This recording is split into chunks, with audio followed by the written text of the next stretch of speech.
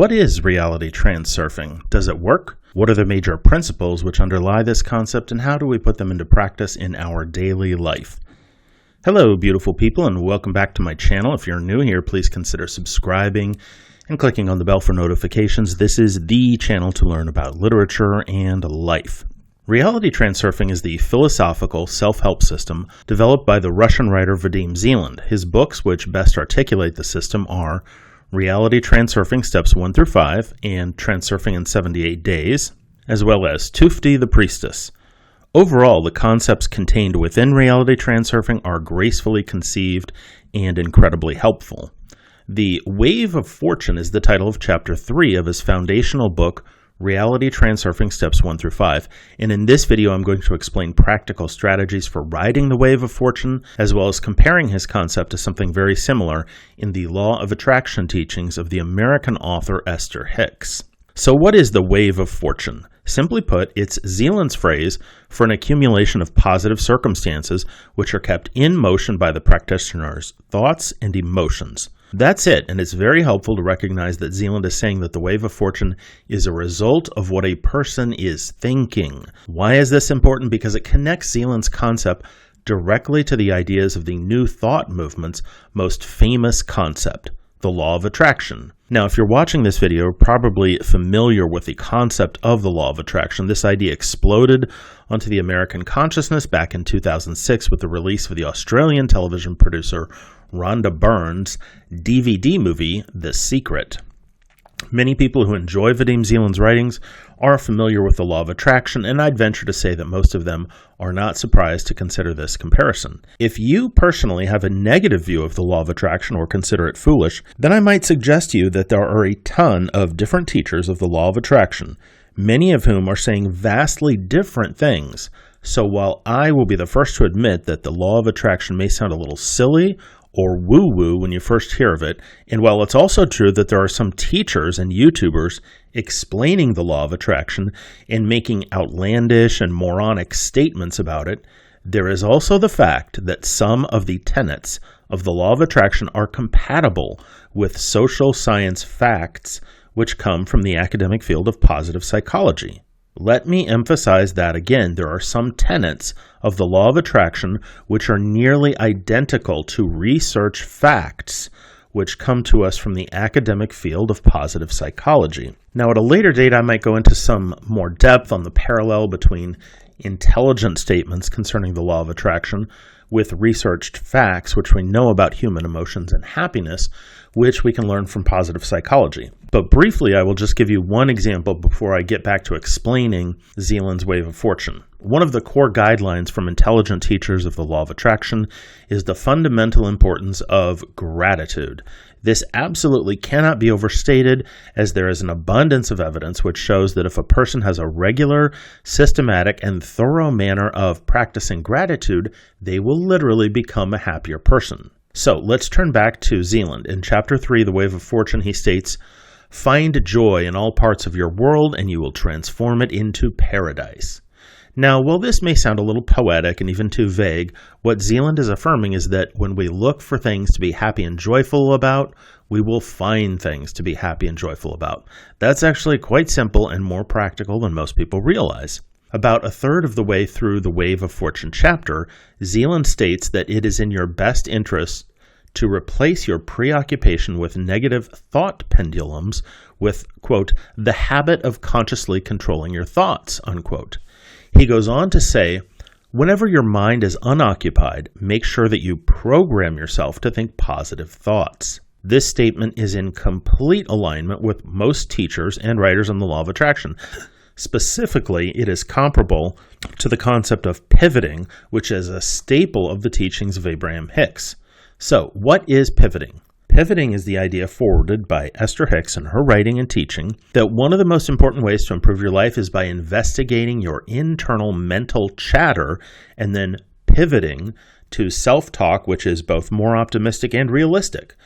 Let me give you an example. Let's say you're a college student and you feel social anxiety about meeting new people. You want to go to an introductory meeting for a campus group that you're interested in. It could be anything from a social organization for engineering majors or a meeting for business or marketing students. You may have all kinds of negative things running through your mind about going to the event. You start to think things like, I won't know anybody and I'll have no idea what to dress like. I have a bad GPA and they don't want me. I'm embarrassed because I don't have enough money if they go out for food afterwards. All of these are negative projections about what could happen. The idea of pivoting is simply taking these internal negative ideas and pivoting toward mental self-talk, which is both more optimistic and in fact more realistic. So the previous negative ideas would then pivot towards statements such as these. It's true that I'm nervous about going to this meeting. However, I felt the same way my junior year in high school, and yet the yearbook committee meeting I went to ended up being very fun and I met a whole new group of friends. You can notice the way I pivoted by the use of the word however. And that is the key. You're not changing the subject entirely, nor are you lying to yourself. The concept of pivoting involves taking internal negative self-talk and, first of all, softening the severity of the situation, which usually makes it more realistic anyway. And then after you've stated in a softer manner, you add something optimistic that might happen. So here's another example. Again, with the same student, same hypothetical scenario, he or she is thinking, it's true I don't have money to hang out with people this weekend, but it's also true that my classes are going well and I can stay in and focus on homework. If anybody asks me to hang out, I don't have to tell them that I'm broke. I can just say I'm swamped with homework. And then the person would pivot even more by saying to themselves, I actually always get along just fine with new people. Literally everybody feels nervous going to things like these. It's totally normal, and I wouldn't be surprised if I get somebody's number or end up with someone asking me for my Snapchat or Insta. Again, the pivoting process simply takes your internal and negative self-talk, first of all, softens the severity of your original idea, and then you tack on a plausible and pleasant ending to the same situation. Now, to return to Zeland's writing, when he discusses the wave of fortune, he nearly always states that it comes about from our own thoughts. In fact, Zeland occasionally makes statements which sound as if he is supporting the new thought concept of creative visualization. For example, in discussing manifesting a nicer home, he says specifically, live the thoughts of what you want to have, and then he goes on to advise things which sound like visualization techniques. Remember, Zeland's model of reality always connects back to what he calls lifelines, which is the phrase he basically uses for saying you're in a new reality. And in his Wave of Fortune chapter, he specifically links these positive developments to our thoughts. Actually, he goes a step further, again echoing the emphasis on energy and vibrations that are often present in the teachings of Abraham-Hicks. As he writes, quote, one very clear conclusion can be drawn from all that has been said above. You are always on a lifeline that represents the quality of your energetic vibration, unquote. Now, in both this statement that he made and in the teachings of Abraham-Hicks in general, to state that our life represents the quality of our, quote, energetic vibration can sound at best vague and at worst like New Age quackery. What I've found is the best way to conceptualize a person's energetic vibration is simply their habitual mood. I'll say that again because it's so important and really clarifies an otherwise, mildly muddled instruction. The best way to conceptualize your or any other person's energetic vibration is by simply referring to it as their habitual mood. We all know people that are usually bubbly and optimistic. Very simply put, that is their energetic vibration. Likewise, someone morose and cynical has a corresponding energetic vibration. In other words, the phrase energetic vibration is just a person's default mood that a person or yourself has in the course of our day-to-day life.